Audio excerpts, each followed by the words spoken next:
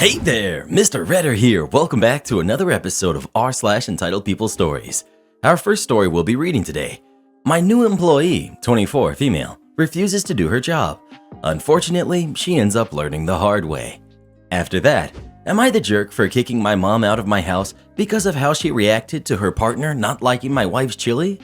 And after that, oh, so you don't want to let me do my job? Okay then. Now for every thumbs up this video gets, one Karen has to do her job. My job's easy. I sit here listening to you read all day. So please smash that like button and subscribe and turn on notifications for new stories from Reddit every single day. My new employee, 24, female, refuses to do her job. Unfortunately, she ends up learning the hard way.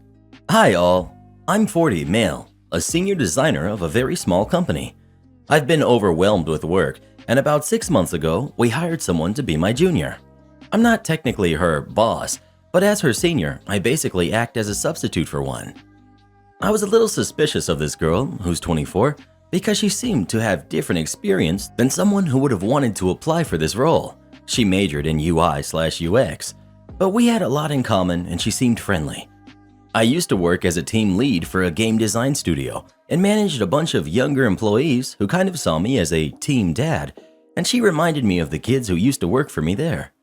My last role was more competitive, but my wife is pregnant and I wanted to take an easier job to help her out with the pregnancy and baby.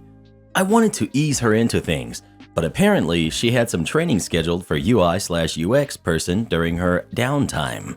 We don't have downtime here. I saw she had a meeting on her calendar with him after work hours, so I told her she didn't have my permission to do that. She said she had finished all the design work, but that's only because I was shielding her from the harder work. I'm the one having to do the difficult projects, and she's not even a little thankful that I'm saving her from having to work weekends. I didn't tell her to do these tasks, but as an adult, it's her job to take initiative and volunteer. I've tried to look out for her best interests and to be a friendly boss, but I also have to remind her that I'm in charge. During a meeting, when I was having a really horrific day, mostly because I was picking up work she should have been doing, plus stress of my wife's pregnancy, I snapped and called her a name I definitely shouldn't have. She looked upset and ended the call without even saying bye. I know it was unprofessional of me, but I've been called much worse than that in previous jobs, and I assumed she'd get over it. I was friendly with her via IM the rest of the day, but she didn't reply. I got an email from HR saying she had requested us, me, her, and HR, to meet about this incident. I'm not sure what to do. My wife is saying that calling her this name was crossing a line, and even if she's lazy and doesn't want to do her job, and I can see that it wasn't the right move, but going to HR seems way out of line. I know that I shouldn't have insulted her, but I feel like overall, she's consistently been the problem here. Am I the jerk? Bruh. Okay. I'm almost 42 and I have a senior role. I'll explain it really slowly. You're the jerk. Here's why. She isn't telepathic. She doesn't know you're shielding work. Give her tasks that you want her to do. You want her to do the work? Give her the darn work. What's up with that? Also, what she does after working hours is none of your business. And don't use unprofessional language at work. You're going to get in trouble with HR, whatever you think. Thank you. I'm like, wait, she's lazy? She finishes all the work you give her, and you haven't told her you aren't giving her other work? She schedules further training for outside work hours, which you think you can tell her she can't do? But because you know you are shielding and are stressed by the work she doesn't know she isn't doing, you are going to resent her and call her names? You are aware you've told us nothing she's actually done wrong, just the things you assume, and then act like have been proven through none of her actions.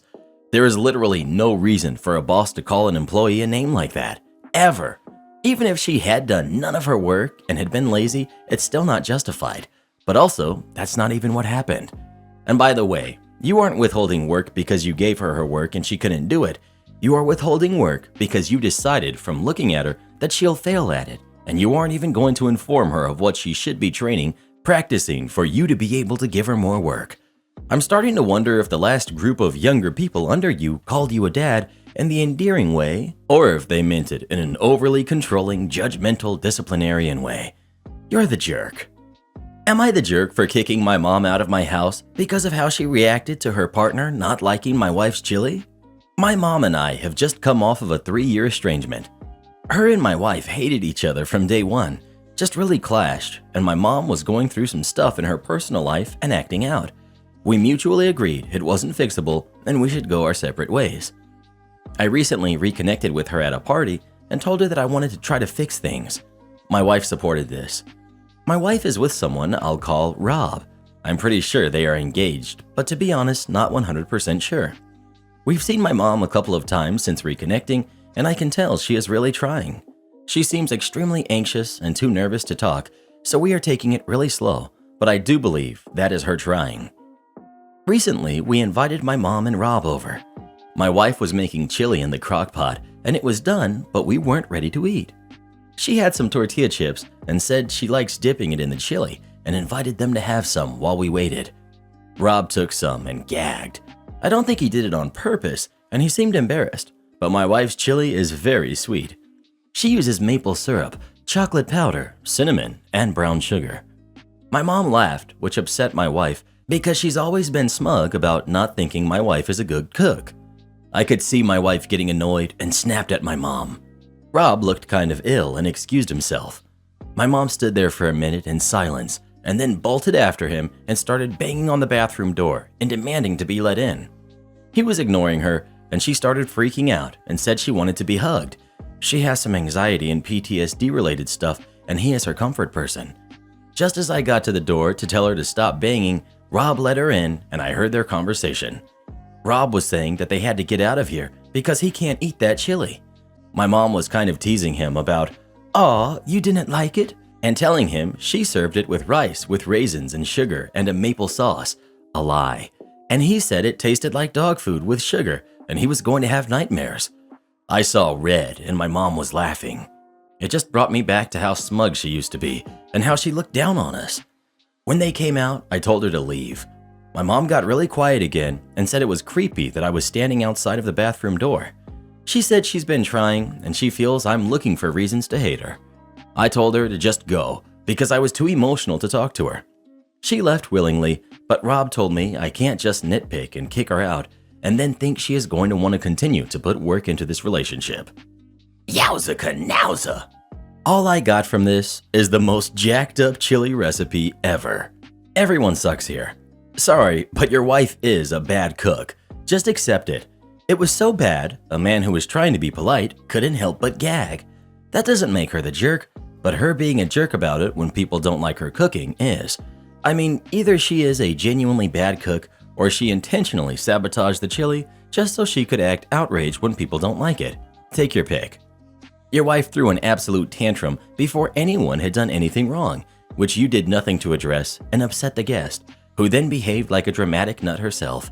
And you, instead of chilling out when they left the room, actually followed them just to keep the situation escalated, to the point of hanging around the bathroom like a weirdo.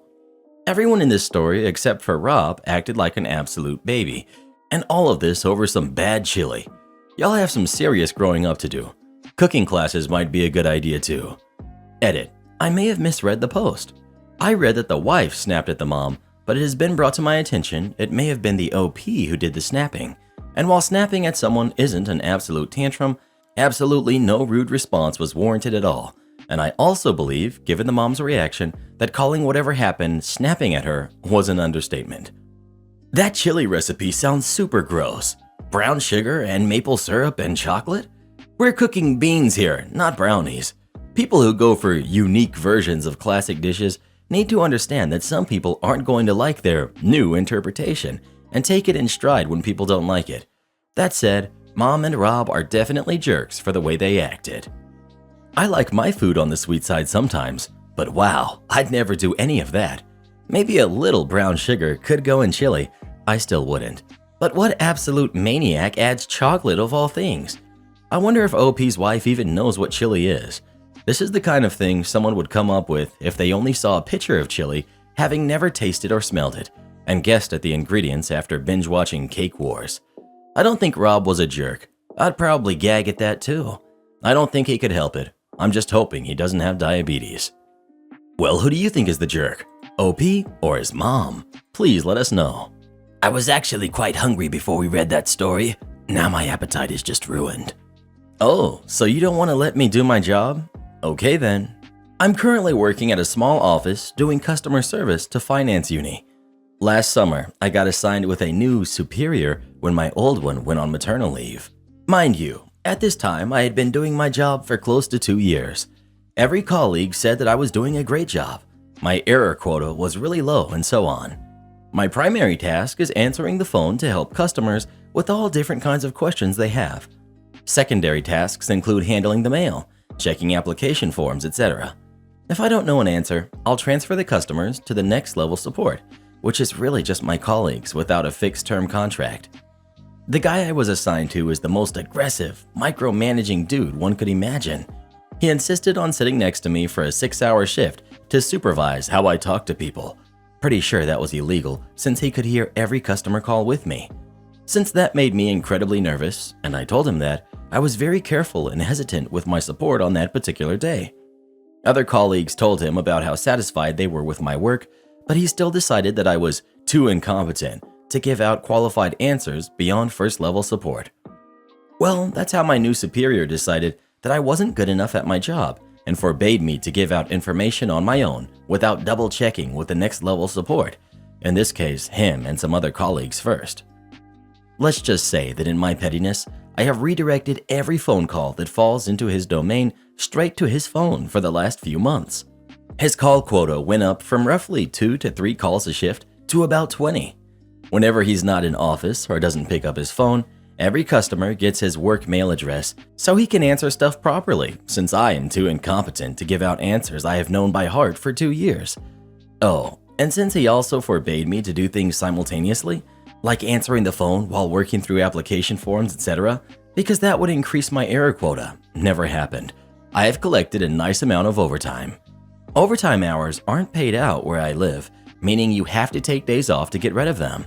I'm currently eligible to leave roughly 3 months before my contract ends, so I have no vacation plus overtime left when my last day arrives. There's 3 months of him having to do my full-time job because he can't get another student to do it before my contract officially ends.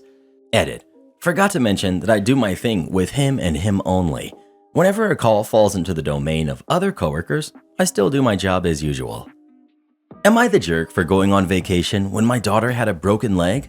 About 3 weeks ago, my daughter Sam, who's 19, was hit by a driver on a crosswalk. I was scheduled to take a much-needed vacation the next day with my husband to Cancun for 2 weeks. We haven't got to use our timeshare since 2020. When I left, I just heard Sam had a broken leg and didn't think it was that big of a deal. While I was out of town, family started calling me more and more. My family includes Sam's sister, Brig, who's 24, make drama out of everything. After 4 days of this, I shut off my phone. I come back home from vacation, and Sam needed major surgery on her leg and then stomach for bleeding. She's on my husband, her stepdad's insurance. Brig and their father had to fly out and take care of Sam. She goes to school out of state. Everyone is now mad at me and my husband because we help up insurance processing and Sam's recovery. The only thing I told my husband was that Sam was involved in a hit and run and she broke her leg. I didn't know anything much different in Cancun. Husband gets mad at me like everyone else because Sam was so injured and said if he had known that, he would have never left on vacation. I have explained my side of things and considered it a miscommunication from everyone. Everyone is calling me selfish, and now my husband is not talking to me. My stepkids have even offered to help Sam out. I didn't run away to vacation, and I heard broken leg. That was that. No one said anything else before we left. Everyone is flipping out because they think I'm the worst mother ever. I tried to tell Brig that maybe she should stop crying wolf all of the time if she wants people to take her seriously. You're the jerk. You know very well that you created the miscommunication by leaving when all you knew about her situation was that her leg was hurt, but you shut off your phone when people kept calling. You cut off communication and harmed your daughter by holding up her insurance. In OP's defense, she has more than one daughter, and each daughter has, still hopefully, more than one leg, and she just had this one vacation since 2020. You're the jerk. Why would you shut your phone off when your daughter was in an accident? She's 19. She might legally be an adult, but only for a couple of months. It sounds like you just heard about the broken leg and didn't even call your daughter just to see how she was. You're the jerk. After 4 days, you shut your phone off? It wasn't just a broken leg. and you'd know that if you actually checked in with her or answered your phone. They were trying to notify you. People flew in from out of state. Cancun was more important than figuring out why you were being called so much. Most people would realize, hey, I'm being called an ungodly amount of times. There must be some kind of emergency. You're the jerk again. Everyone is now mad at you and your husband because you held up insurance processing and Sam's recovery. Yep, anger about this is deserved too. You're the jerk times 3. We can save the industry by policing guests. Little background. I'm the GM at a small mom-and-pop bar. Limited menu, but mostly wine-centric. I've been there a long time. I moonlight as the chef. I do all the ordering and manage the small 4-person kitchen team. During peak lockdown, I cooked alone. I've been a manager for years. I've seen it all. I love it. From the back end, I love my employees and problem solving and keeping people happy. On the front end, I love guests and serving. It's a local place known for warm staff and chill vibes, but we are on a busy street, so we get a lot of randoms. As we all know, lockdown has truly brought out the trash. My management style is aggressive. I do not let people disrespect anybody working in any way. There are ways of dealing with demanding and difficult people, but wanton disregard for servers like they aren't human beings? That's gonna be a no from me. We had one table of dudes that like to snap their fingers and yell at the server even when she's at another table. I've noticed in my time that this can be cultural and not offensive, but this was rude. Normally it can be ignored, but the last 2 years of dealing with people's crap makes this a big deal. Server is clearly in distress. I told them to just say, "Hi, my name is blank. You can call me if you need me." It works usually. These guys keep snapping and waving or being obnoxious. I gave her 2 choices. Let it roll off you and get them through, or I can go over there next time they snap. She chose the latter. I see them continue the behavior, so I find a moment and go over there. Ask them how they're doing. How's everything? Shoot the breeze. Then I'm like, "Hey man, I don't know where y'all normally hang out, but here we don't snap our fingers and yell to our staff. It's disrespectful to the rhythm we've got going, and if I can see it from the bar, other guests can see it." Then they start doing it, and suddenly we are in the stock exchange on a Monday morning. You feel me? Solved, and they had a great time. Another server had a table. I walked by and heard a mean word used. It wasn't quiet. The server and I look at each other. I said, "Excuse me, that kind of language isn't accepted here. I heard it and it's offensive. Keep whatever conversation you're having to yourselves." This lady goes, "I have block friends." She actually said that. I'm ticked now. "You should call them and see if it's cool you said what you just said." She replies, "You wouldn't have cared if I had said another word." I'm pretty sure I left my body at this point. I print out their tab and present it with, "We do not tolerate people like you. Pay this and get out." Her husband goes, "Yeah, we aren't paying that." I took out my phone, snapped a picture of them, and said, "Okay, so I'm gonna call the cops, prosecute you for stealing, and have you trespassed. We good?" By the way, I am super calm, borderline being nice, and I don't really think they understood what was happening. Zero disruption in the dining room. They paid and left, and I called the staff over to talk to them about it. I'm explaining all of this because so often in this industry, we are mistreated and degraded daily, and I think it could be changed by respectfully challenging guests to be better in a calm, firm way. And I think it should happen often. I don't subscribe to the notion that restaurant jobs need to suck. My team feels protected, and it makes them closer, more confident, faster, and better servers. Their relationship with guests works better this way, and that generates more revenue without compromising. It's entirely possible I'm overthinking the whole thing, and we should all collect our tips and leave. But I don't know. We are starting to choose and educate our guests, and nobody cries in the walk-in. Am I the jerk for banning my sister from seeing my daughter after she took her to a Tinder date's house? Me, 25, female, and my sister, Lexi, who's 26, have a pretty good relationship. Lexi is also pretty close to my daughter, Emily, who's 4. Lexi has babysat Emily several times over the years, and there's never been a problem. A couple of days ago, my boyfriend and I were going out to celebrate our 2nd anniversary. Lexi offered to babysit for us, and everything seemed to be set up. My boyfriend and I were planning to be gone for about 8 hours. Unfortunately, about 4 hours into the outing, my boyfriend started to get a migraine. He tried taking his regular medication, but they weren't kicking in that much. I decided to just drop him off at home so he could relax. I sent Lexi a text telling her that I was on my way home early. After I got home, I noticed that Lexi's car wasn't in my driveway. I went inside and called out for Lexi and Emily. They were nowhere in the house, so I immediately called Lexi. After I called her 4 times, she finally picked up the phone. I started yelling and demanded to know where the heck she was. She said we would talk after she got back to my house. About 20 minutes later, Lexi and Emily showed up and I put Emily to bed. After Emily was sound asleep, I exploded on Lexi and told her to start talking. She told me that she was chatting with a random guy from Tinder and he asked her to come over. She said that she knew Emily would just sleep the whole time, so she agreed to come over. She said that everything was fine.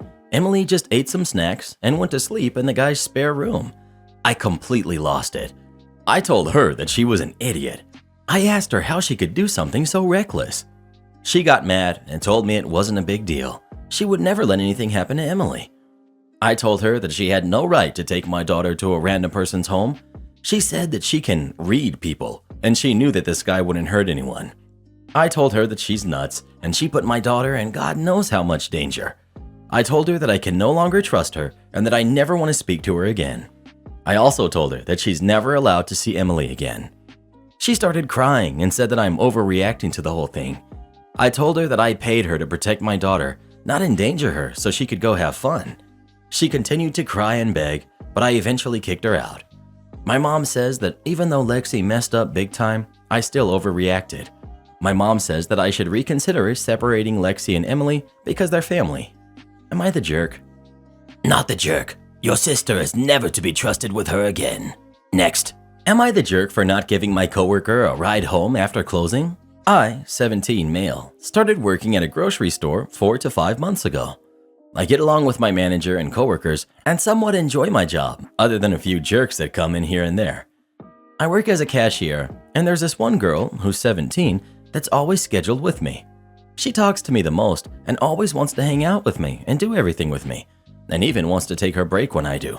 Super weird and annoying, but I just ignore it most of the time. Last night, it was me, her, and my manager closing, and 15 minutes before closing, she asked me if I can drive her home because it's late at night and she doesn't feel safe walking alone.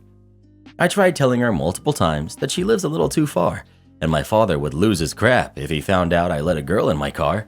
He doesn't trust me for some stupid reason, and that she could ask my manager for a ride. She goes on about how she doesn't feel safe taking a ride from my manager and that I'm the only person at my job that makes her feel safe. At that point, I kind of felt bad, but I made my final decision and went home. Today, when I came into work and greeted the normal people I see every day, a couple of people asked me why I made her upset and walk alone home. I tried to tell them the best that I could, but everyone just thinks I'm a jerk now, and she doesn't even want to talk or even look in my direction. So Reddit, am I the jerk? Not the jerk. She should arrange her own rides home if she feels it's unsafe to walk. Poor planning on her part doesn't make it your obligation. Also, to point out the obvious, the girl has a crush on OP and is honestly probably most likely embarrassed about being so obviously turned down more than she is upset about not getting a ride.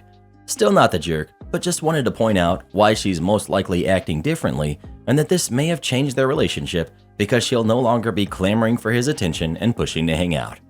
Edit. I'm not saying OP has to like her back or anything. I'm just pointing out that he seemed a bit upset that she's now ignoring him because of the ride issue, when really she's probably embarrassed about what happened and doesn't want to continue throwing herself at OP. If OP doesn't like her, then he's definitely in his right to not go out of his way to apologize and try to foster a friendship. However, if he is interested in her, now that he knows she was obviously flirting, then there are ways he can go about this getting her attention. Some people are pointing out OP obviously doesn't like her if he was this annoyed with her, but I've seen multiple boys get upset with annoying girls only to lose their minds when years later they're told that the girl used to like them and why didn't you tell me anything? But OP could also have never picked up on the flirting because he doesn't like her. I just don't think this is a huge thing to fight about in the comments. Competitor IT company steals our articles.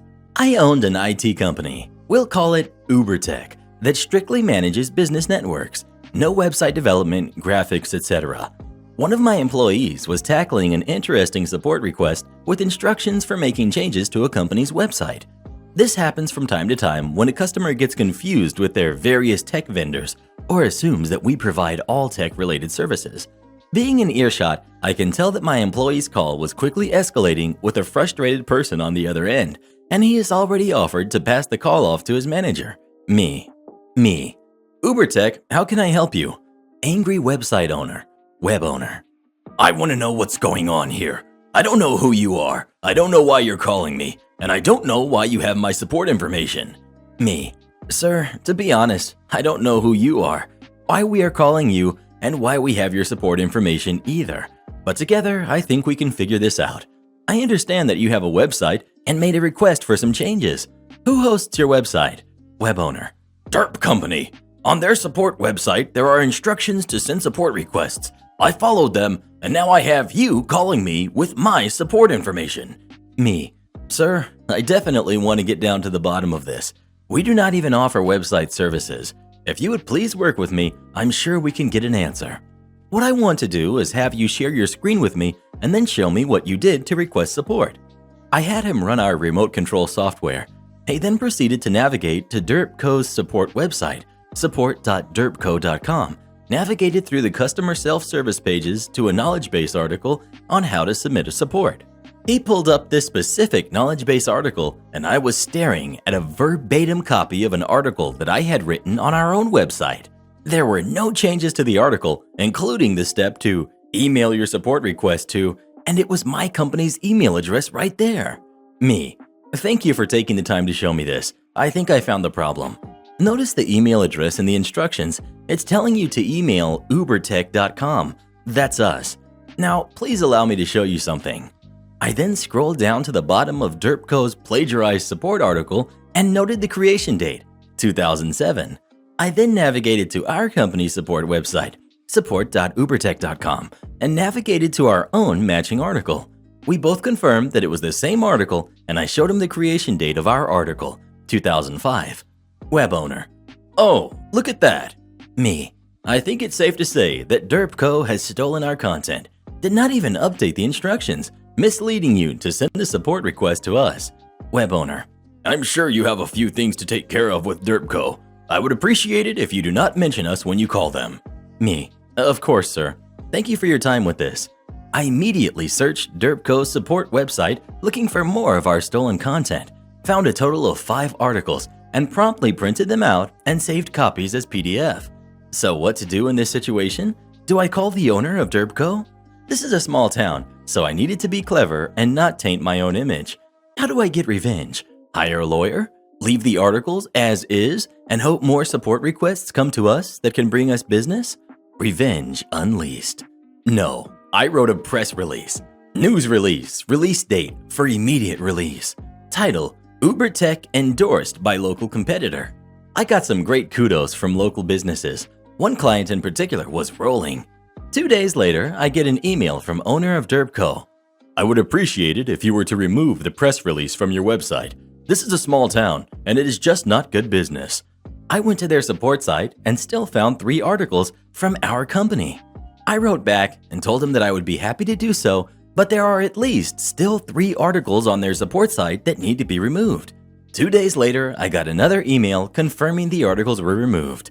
Epilogue. In the end, I took down our press release, but still have a copy kept in our office and would tell this story to our new employees. Am I the jerk for not wanting to share the money my uncle gave me with my cousins? This has been causing tension since 2019, and I'm starting to have doubts, so I would like an outside perspective.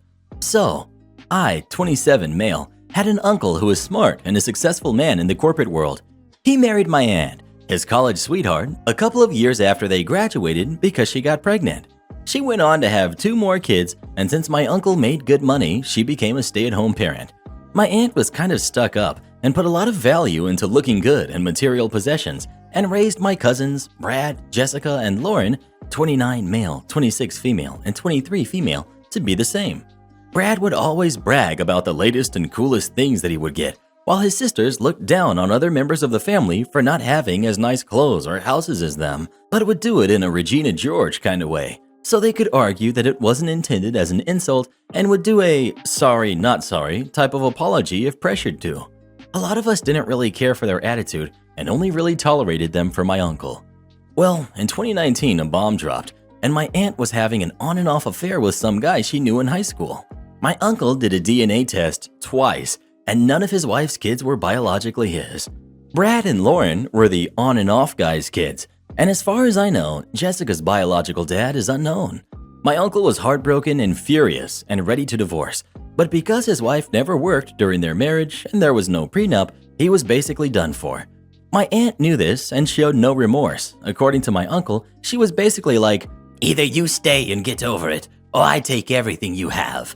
My uncle was in a really dark place, and we all tried to be there for him, but he kept walls up. He passed not too long after this and drained all bank accounts and racked up huge credit card debts. Most of the money he took went to either charities, people he liked, or organizations that he supported. But he sent $60,000 to me as a gift, so I would have to pay little to no taxes. I know because I got a notification from the bank and there was an investigation to make sure it was legitimate before I was granted access to the funds. This was a long and stressful process. My aunt's credit history was ruined and my aunt was forced to put her house on the market. I decided to keep my mouth shut about the money because my cousins were now going around begging for financial help and reminded everyone all those times they helped when we were in a financial bind. How family helps family. However, technically, they aren't family by blood or even spirit in my eyes. These were just the rude people I had to see and tolerate during family events that aren't really related to me. I'd rather just keep the money and save it for a rainy day or start a trust for potential kids. So, am I the jerk? Support our channel by joining as a member today, and we'll give you a shout out in our next video.